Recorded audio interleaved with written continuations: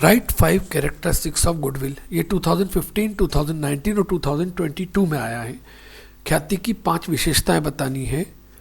सबसे पहले ये goodwill is treated as an assets of business.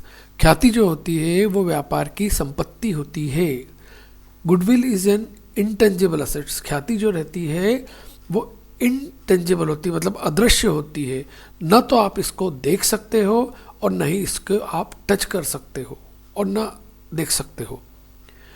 Goodwill help to make profit more profit, मतलब goodwill जो है वो और ज़्यादा प्रॉफिट कमाने के लिए काम आती है। गुडविल कैन बी कैलकुलेटेड, मतलब गुडविल को कैलकुलेट किया जा सकता है। The value of goodwill always fluctuates, मतलब जो ख्याति होती है उसकी जो वैल्यू होती है वो हमेशा फ्लक्चुएट होती है, मतलब बढ़ती और कम होती रहती है। अब नेक्स्ट क्वेश्चन है, what is normal profit. Normal profit क्या होता है? Normal profit is the minimum amount of profit a firm need to stay in business. मतलब नॉर्मल प्रॉफिट वो कम से कम प्रॉफिट है जो व्यापार को चलाने के लिए ज़रूरी होता है। It's a opportunity cost of using resources in the particular business. मतलब जो रिसोर्सेज का उपयोग अपन कर रहे हैं, मतलब जो उत्पादन का काम अपन कर रहे हैं, उसकी कीमत को निकालने के लिए जो कम से कम आवश्यकता पैसा, कम से कम मूल्य की ज़रूरत होती है, उसे नॉर्मल प्रॉफिट बोलते हैं। अगला क्वेश्चन है, explain the meaning of gaining ratio.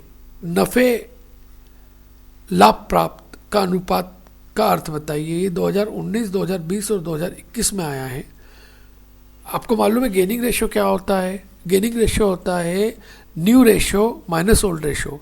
मतलब यदि नया रेशियो निकाल रहे हैं अपन, मतलब यदि कोई पार्टनर नया आ रहा है या पुराने पार्टनर के ही रेशियो में रिकंस्ट्रक्शन हो रहा है, तो जो नया रेशियो है उसमें से अपन पुराने रेशियो को माइनस करते हैं तो उसे गेनिंग रेशियो बोलते हैं।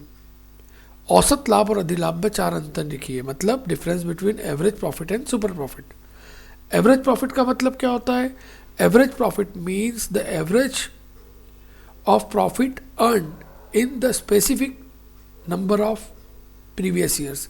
कुछ सालों में जो भी आपने प्रॉफिट कमाया है उसका जो एवरेज होता है उसे एवरेज प्रॉफिट बोलते हैं। जबकि सुपर प्रॉफिट क्या होता है? Excess of average profit minus normal profit. मतलब एवरेज प्रॉफिट में से नॉर्मल प्रॉफिट घटाते हैं तो सुपर प्रॉफिट आता है।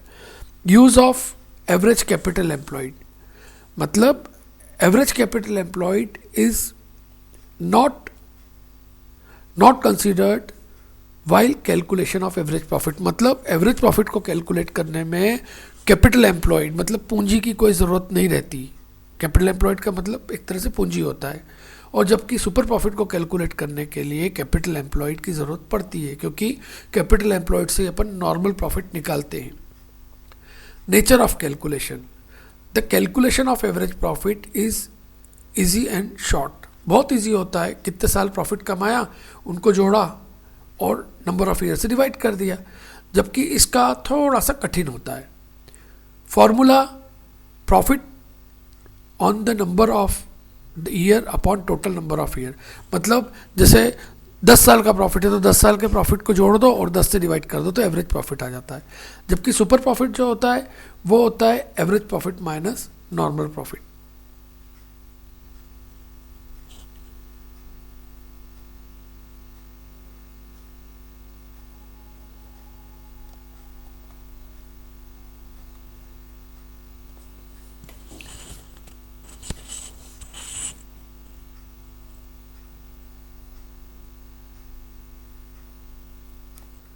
नेक्स्ट क्वेश्चन है,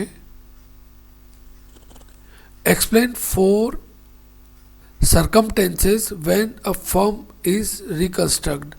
4 ऐसी परिस्थितियां बताओ जब फर्म को रिकंस्ट्रक्ट होना पड़ता है। सबसे पहले change in profit sharing ratio, जब पार्टनर्स अपने लाभ विभाजन अनुपात को बदलते हैं तब रिकंस्ट्रक्शन होता है। सेकेंड पॉइंट है, जब किसी नए पार्टनर का एडमिशन होता है तब, जब कोई पार्टनर रिटायर होता है तब, और जब कोई पार्टनर एक्सपायर हो जाता है या इंसॉल्वेंट मतलब दिवालिया हो जाता है तब हमको फर्म के रिकंस्ट्रक्शन की ज़रूरत पड़ती है। अब त्याग का अनुपात क्या है, सेक्रीफाइसिंग रेशियो क्या है, sacrificing ratio equals to old ratio minus new ratio, मतलब पुराने अनुपात में से नया अनुपात को घटा देंगे तो जो अनुपात आता है उसको त्याग का अनुपात बोलते हैं। In which account is the change in the value of assets and liability should show in reconstruction.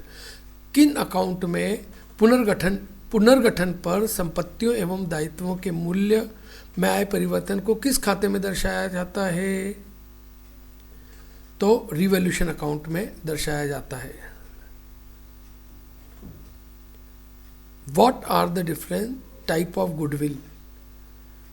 Type of goodwill, देखो जो गुडविल होती है वो उसको अपन दो तरीके से बांट सकते हैं।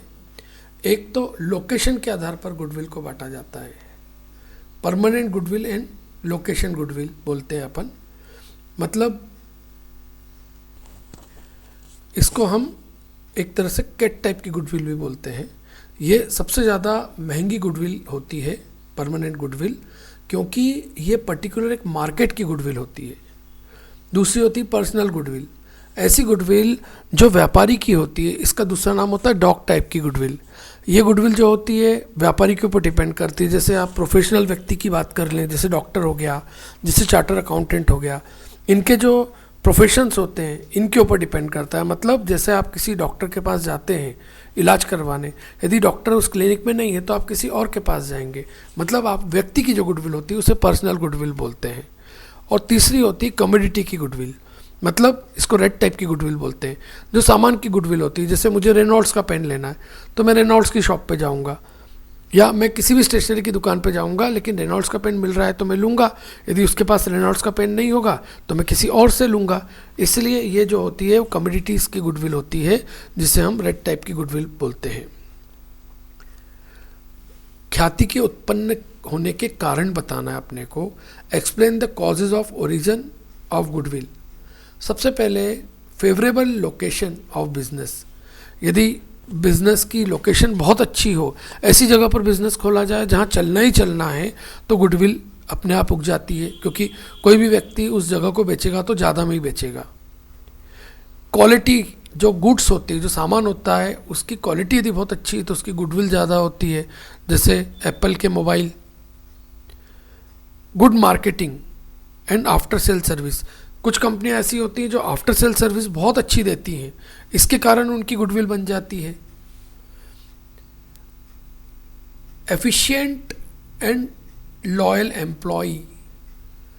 कई जगह पर काम करने वाले एम्प्लॉय इतने ज़्यादा अच्छे होते हैं कि जो उसका कस्टमर होता है वो बोलता है यार उसी दुकान पे जाकर मैं चीज़ खरीदूंगा, वहाँ के एम्प्लॉय बहुत ज़्यादा अच्छे हैं। Monopoly of market. यदि आपका पूरे मार्केट पे एकाधिकारी है तो गुडविल होगी ही होगी, मोनोपोली है तो। Personal reputation of the business in market. Business की मार्केट में पर्सनल रेपुटेशन क्या है वो भी गुडविल बताती है। साझेदारी फर्म के पुनर्गठन से आप क्या समझते हैं? What is the mean by reconstruction of partnership firm? Change in the profit sharing ratio in existing partners, admission of new partner or retirement of one partner is called reconstruction of partnership। मतलब profit sharing ratio यदि बदल रहा है partners के बीच में किसी भी कारण से, चाहे कोई पार्टनर नया आ रहा है या कोई पार्टनर रिटायर हो रहा है, तो उसे हम रिकंस्ट्रक्शन ऑफ पार्टनरशिप बोलते हैं। Briefly, change in agreement of existing partnership firm is called reconstruction. जो पार्टनर्स के बीच में एग्जिस्टिंग, जो उन के बीच में जो अनुबंध हुआ है वो यदि चेंज हो रहा है तो उसे हम क्या बोलेंगे? Reconstruction of partnership firm. Right the difference between sacrificing ratio and gaining ratio. Sacrificing ratio क्या होता है? The portion of profit and loss sacrificed by the existing partner in favor of new partner। जो पुराने partner हैं वो जो sacrifice कर रहे हैं, जो त्याग कर रहे हैं नए पार्टनर के लिए, उसे सेक्रीफाइसिंग रेशियो बोलते हैं। इसके अलावा गेनिंग रेशियो क्या होता है? यदि कोई पार्टनर एक्सपायर हो रहा है या फर्म को छोड़कर जा रहा है तो बाकी जो पुराने पार्टनर से, बाकी बचे हुए पार्टनर से उनको जो रेशो मिलता है उसे गेनिंग रेशो बोलते हैं। वाई शुड बी कैलकुलेट, इसको कब क्यों कैलकुलेट किया जाता है? जब कोई नया पार्टनर आता है। इसको कब कैलकुलेट किया जाता है? जब कोई पार्टनर मर जाता है या रिटायर हो जाता है। कब कैलकुलेट किया जाता है? फिर वापस से वही पॉइंट हो गया कि एडमिशन के टाइम और गेनिंग रेशो रिटायरमेंट के टाइम। इसका फॉर्मूला क्या है? Sacrificing ratio is old ratio minus new ratio, gaining ratio is new ratio minus old ratio. It effect on representative partners, क्या इफेक्ट पड़ता है पार्टनर के ऊपर?